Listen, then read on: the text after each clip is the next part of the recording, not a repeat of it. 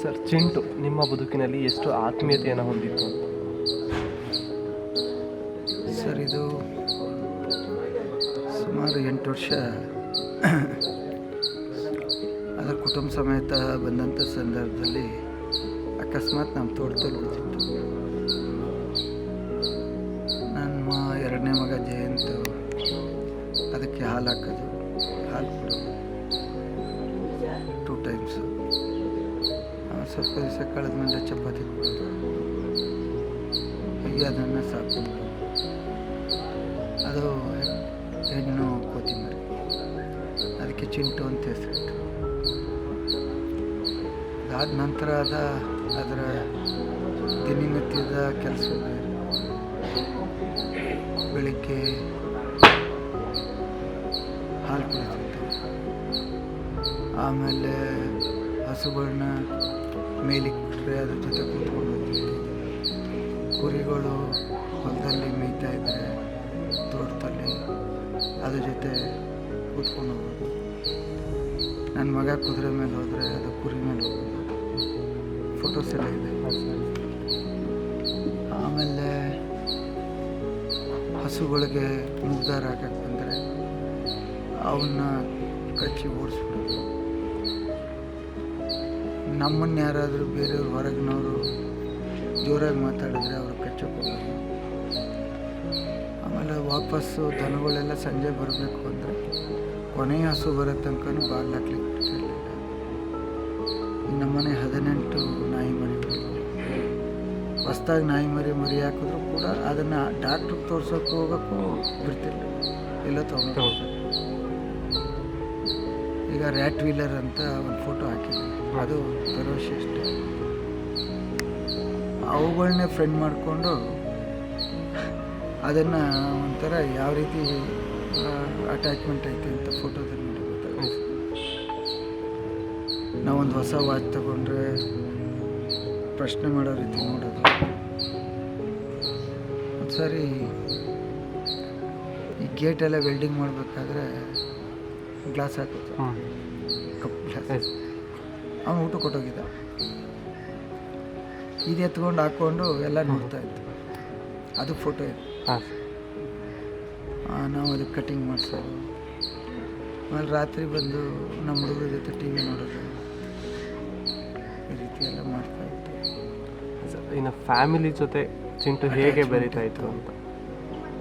ನಾವು ಎಲ್ಲಿಂದೇ ಬಂದಿದ್ರು ಅಥವಾ ಎಲ್ಲೇ ಯಾರನ್ನೇ ನೋಡಬೇಕಾದ್ರೂ ಬಂದು ಹೆಗ್ಲ ಮೇಲೆ ಕೂತ್ಕೊಂಡು, ಇಲ್ಲಿ ಎಲ್ಲ ಮಳೆ ಹೋದ್ ಬದಿ ಇದ್ರೂ ಕೂಡ ನಾವು ಹೊಸ ಶರ್ಟ್ ಹಾಕೊಂಡ್ಬಂದ್ರೆ ಮೇಲೆ ಕೂತ್ಕೊಂಡು. ಸಾಮಾನ್ಯವಾಗಿ ನಾವು ನಾಯಿ, ಬೆಕ್ಕು ಅಂತಹ ಪ್ರಾಣಿಗಳನ್ನ ಸಾಕೋದಕ್ಕೆ ಇಷ್ಟಪಡ್ತೀವಿ. ಆದರೆ ನೀವು ವಿಭಿನ್ನವಾಗಿ ಯಾವುದೇ ಪ್ರಾಣಿನ ನಾವು ಅಟ್ಯಾಚ್ಮೆಂಟ್ ಇಟ್ಕೊಂಡ್ರೆ ಅಟ್ಯಾಚ್ ಆಗುತ್ತೆ. ನಾಯಿ ಇರ್ಬೋದು, ಬೆಕ್ಕಿರ್ಬೋದು, ಮಾತ್ರ ಗೊತ್ತಿರಲಿಲ್ಲ.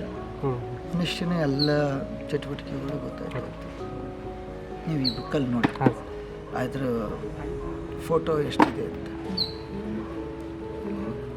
ಒಂದು ದಿವಸ ಅದು ಪ್ರತಿ ದಿವಸ ಒಂದು ದಿವಸನಾದ್ರೂ ನಮ್ಮನ್ನು ನೋಡಬೇಕಿತ್ತು.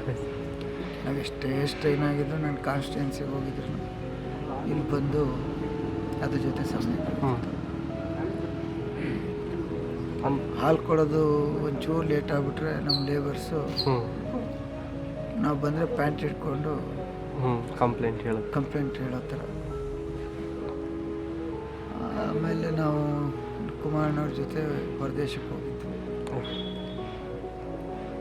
ಇದು ನಾವೊಂದು 2-3 ದಿವಸ ಕಂಡಿಲ್ಲ. ನಾನು ನನ್ನ ಮಗ ಹೊರಗಡೆ ಹೊರಟೋದು. ವಾಪಸ್ ಬರುವಾಗ ಆ ಕಡೆ ಎಲ್ಲೋ ಕರೆಂಟ್ ಶಾಕ್ ವೈರು ಅಂದರೆ ಅದು ತೀರೋಗಿದ್ದು ಕೂಡ ನಿಮಗೆ? ಅಲ್ಲಿಂದ ನಾನು ಹೊರದೇಶದಿಂದ ಅವತ್ತೇ 3 ಗಂಟೆಗೆ ರಾತ್ರಿ ಬಂದೆ. ಅಲ್ಲಿ ಅವತ್ತು ತೀರ್ಮಾನ ಮಾಡಿದ್ವಿ, ಅದನ್ನೆಲ್ಲ ಫ್ರೀಜರ್ಲಿ ಇಟ್ಟಿದ್ವಿ. ಬಂದು ಅದಕ್ಕೆ ಪುರೋಹಿತರು ಕರೆಸಿ ಇದು ವಿಧಾನ ಮಾಡಿ ಒಂದು ದೇವಸ್ಥಾನ ಮಾಡೋಣ ಅಂತ. ದೇವಸ್ಥಾನ ಅದು ಡಿಸೆಂಬರ್ 31 ಮಿಡ್ ನೈಟ್ ಸತ್ತಿತ್ತು. 1ನೇ ತಾರೀಕು ಫೋನ್ ಮಾಡಿ, 1ನೇ ತಾರೀಕು ಗಣಪತಿ ಹೋಮ, ಹ್ಞೂ ನವಗ್ರಹ ಹೋಮ, ಈ ರೀತಿ ಒಂದೊಂದು ವರ್ಷ ಒಂದೊಂದು ಹೋಮ ಮಾಡೋದು. ಪ್ರತಿನಿತ್ಯ ಅದಕ್ಕೆ ನೈವೇದ್ಯ ಆಗುತ್ತೆ, ಪುರೋಹಿತರು ಒಂದು ಪೂಜೆ ಮಾಡ್ತಾರೆ. ಹ್ಞೂ ನಾವಿಲ್ಲಿದ್ದಾಗ ಅದಕ್ಕೆ ಕೈ ಮುಗಿದೆ ಬೇರೆ ಕೆಲಸ ಮಾಡೋದು. ಸರ್, ಈಗ ಅದೇ ರೀತಿ ಚಿಂಟು ಸ್ಥಾನನ ಬೇರೆ ಯಾವುದಾದ್ರೂ ಪ್ರಾಣಿ ತುಂಬಬಹುದಾ ಮತ್ತೆ ಅಂತ?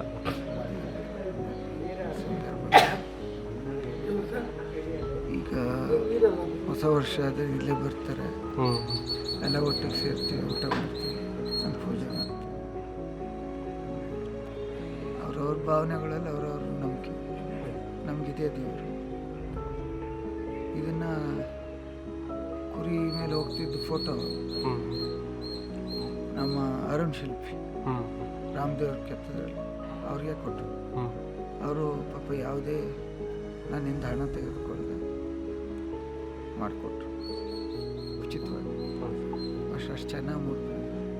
ಇನ್ನು ಸರ್, ನಿಮ್ಮ ಫ್ಯಾಮಿಲಿ, ನಿಮ್ಮ ಪತ್ನಿಯವ್ರ ಜೊತೆ, ಮಕ್ಕಳ ಜೊತೆ ಎಲ್ಲ ಹೇಗೆ ಒಡನಾಟ ಹೊಂದಿತ್ತು ಅಂತ? ಏನೋ ನಮ್ಮ ಫ್ಯಾಮಿಲಿಯಲ್ಲಿ ಒಬ್ಬರು ಇದ್ದಾರೆ. ಒಂದು ರೀತಿ ಸ್ವಂತ ಮಗನೇ ಇವಾಗಿಲ್ಲದೆ ಇರೋದಕ್ಕೆ ಅದರಿಂದ ನಮ್ಮ ನಂಬಿಕೆ, ನಾವು ಅದನ್ನೇ ದೇವರು. ಕುರಿ, ಮೇಷ, ಹಾಂ ಆಂಜನೇಯ ಮಂಗನಿಂದ ಮಾನ. ಸರ್, ಸಾರಾಮಹೇಶ್ವರ ಚಿಂಟುವಿನ ಮೇಲೆ ಕೃತಿ ಬರೀಬೇಕು ಅಂತ ಯಾಕೆ ಅನ್ನಿಸ್ತು ಸರ್? ಇದು ಸಾರಾಮಹೇಶ್ವರು ಆ ಚಿಂಟುವಿನ ಜೊತೆ ಇದ್ದಂಥ ಒಡನಾಟವನ್ನು ತುಂಬ ಹತ್ತಿರದಿಂದ ಗಮನಿಸಿದ್ದೆ. ಆಮೇಲೆ ಅದು ಸಾವನ್ನೊಪ್ತಲ್ಲ, ಸಾವನ್ನೊಪ್ಪಿದ ಮೇಲೆ ಸಾರಾಮಹೇಶ್ವರ ಮಾನಸಿಕ ವೇದನೆ, ಅವರ ಮಾನಸಿಕ ನೋವು ನೋಡಿದಾಗ ಇವತ್ತು ಮನುಷ್ಯನ ಪ್ರೀತಿಸೋ ಕಾಲ ಹೊಟ್ಟೋಗೈತೆ. ಮನುಷ್ಯನಲ್ಲಿ ಇವತ್ತು ಪ್ರಸ್ತುತ ದ್ವೇಷ, ಅಸೂಯೆ, ಹೊಟ್ಟೆ ಕಿಚ್ಚು, ಹೊಟ್ಟೆ ಉರಿ, ಸ್ವಾರ್ಥ, ಅಧಿಕಾರದ ಲಾಲಾಸೆ, ಹಣ ಮಾಡಬೇಕು ಅನ್ನೋ ಒಂದೇ ಉದ್ದೇಶ. ಇಂಥ ಟೈಮಲ್ಲಿ ಮನುಷ್ಯನ ಪ್ರೀತಿಸಲ್ಲ. ಅಂಥದ್ದಲ್ಲಿ ಒಬ್ಬರು ಸಾರಾಮಹೇಶ್ವರು ಮನುಷ್ಯರಾಗಿ ಮನುಷ್ಯತ್ವ ಇಟ್ಕೊಂಡು ಅದು ಆಕಸ್ಮಿಕವಾಗಿ ಅವ್ರ ತೋಟಕ್ಕೆ ಬಂದಂಥ, ಅವ್ರು ಸಾಕಿರೋ ಕೋತಿ ಅಲ್ಲ, ಆಕಸ್ಮಿಕವಾಗಿ ಬಂದಂಥ ಒಂದು ಕೋತಿನ ತನ್ನ ಮನೆಯ ಮಗಳು ಥರ, ಅದು ಹೆಣ್ಣು ಕೋತಿ, ತನ್ನ ಮನೆಯ ಮಗಳು ಥರ ಸಾಕಿದ್ರು. ಅದು ಓಡ್ ಬಂದು ಹೆಗ್ಲ ಮೇಲೆ ಕೂತ್ಕೊಂಡ್ಬಿಡೋದು. ಇವ್ರು ಕಾರ್ಲು ಹೊರಟ್ರಕ್ಕೆ ನಗರಕ್ಕೆ ಕಾರು ಫ್ರಂಟ್ ಸೀಟಿಗೆ ಬಂದ್ಬಿಡೋದು. ಇವರು ಮಲಗಿದ್ರೆ ಹೋಗಿ ಅದು ರೊಕ್ಕ ತಗೊಂಡು ರೊಕ್ಕ ಹೊಂಚ್ಕೊಂಡು ಮನೆ ಕೊಡೋದು. ಇವ್ರು ಒಂದು ಕ್ಷಣನೂ ಬೇಸರ ಮಾಡ್ತಿರ್ಲಿಲ್ಲ. ಇವ್ರು ವೈಟ್ ಶರ್ಟ್ ಹಾಕಿದರೆ ಮಳೆ ಬಿದ್ದಿದ್ರೆ ಅಕ್ಕೆಸ್ರು ಮಣ್ಣೆಲ್ಲ ತಂದು ಮೆತ್ತು ಬಿಡೋದು, ತಪ್ಕೊಂಡು ಮುದ್ದಾಡೋರು. ಇದನ್ನು ಹೊಂದಿದಾಗ ಇವ್ರ ಮನೇಲಿ ಇವ್ರ ಮಗಳು ಸತ್ತೋಗಿದ್ದಾರೆ ಅನ್ನೋ ರೀತಿ ವರ್ತನೆ ಮಾಡಿಬಿಟ್ರು. ವಾಚ್ ಕಟ್ಟೋದು ಬಿಟ್ಬಿಟ್ರು, ಚೈನ್ ಹಾಕೋದು ಬಿಟ್ಬಿಟ್ರು, ಉಂಗುರ ಬಿಚ್ಚಾಕ್ಬಿಟ್ರು, ಗಡ್ಡ ಬಿಟ್ಬಿಟ್ರು, ಕಟಿಂಗ್ ಮಾಡಿಸ್ಲಿಲ್ಲ. ಕ್ಷೇತ್ರ ಜನ ಬಂದರೆ ಅಳೋರು, ಇಲ್ಲಿ ದಫನ್ ಮಾಡೋರು ಇಲ್ಲೇ ಕೂತ್ಕೊಳ್ಳೋದು, ತಲೆ ಮೇಲೆ ಕೈ ಹೊತ್ಕೊಳ್ಳೋದು, ಗುದ್ದದ ಮೇಲೆ ಮನೆ ಕೊಡೋದು. ಏನಪ್ಪ ಇದು, ನನಗೆ ವಿಚಿತ್ರ, ಆಶ್ಚರ್ಯ, ಒಂಥರ ಅನ್ನಿಸ್ತು. ಅದಕ್ಕೇನೋ ಒಂದು ಅಕ್ಷರ ರೂಪದಲ್ಲಿ, ಬರವಣಿಗೆ ರೂಪದಲ್ಲಿ, ದಾಖಲೆ ರೂಪದಲ್ಲಿ ಒಂದು ಪುಸ್ತಕನ ತಂದರೆ ಇದನ್ನು ಓದಂಥವ್ರು ಈ ಮನುಷ್ಯತ್ವನೇ ಇರಲ್ವಲ್ಲ. ಈ ಸದಾ ದ್ವೇಷ, ಹೊಟ್ಟೆ ಉರಿ, ಬರೀ ಹಣದ ವ್ಯಾಮೋಹ, ಅಧಿಕಾರದ ವ್ಯಾಮೋಹ, ಕ್ರೂರತ್ವ ಇರೋರು ಇದು ಅಟ್ಲೀಸ್ಟ್ ನೋಡಿ ಏನೊಂದು ಪರಿವರ್ತನೆ ಆಗಲಿ. ನೀವು ಪ್ರಾಣಿ ಪ್ರೀತಿಸೋಕ್ಕಾಗ್ದೋದ್ರೂ ಮನುಷ್ಯನಾದರೂ ನೀವು ಮನುಷ್ಯರಾಗಿ ಪ್ರೀತಿಸಿ ಅನ್ನೋ ಕಾರಣದಿಂದ ಇದು ನನಗೆ ಬರೀಬೇಕು ಅನ್ನಿಸ್ತು. ಸಾರಾಮಹೇಶ್ವರು ಅದ್ರ ಜೊತೆ ಹೊಂದಿದ್ರಲ್ಲ ಪ್ರೀತಿ, ಅದು ನನಗೆ ವಿಸ್ಮಯ ಅನ್ನಿಸ್ತು, ಆಶ್ಚರ್ಯ ಅನ್ನಿಸ್ತು. ಪುಸ್ತಕದಲ್ಲಿ ಎಷ್ಟು ಪುಟಗಳಿದೆ? ಒಟ್ಟು 38ರಿಂದ 40 ಪುಟ ಇದೆ.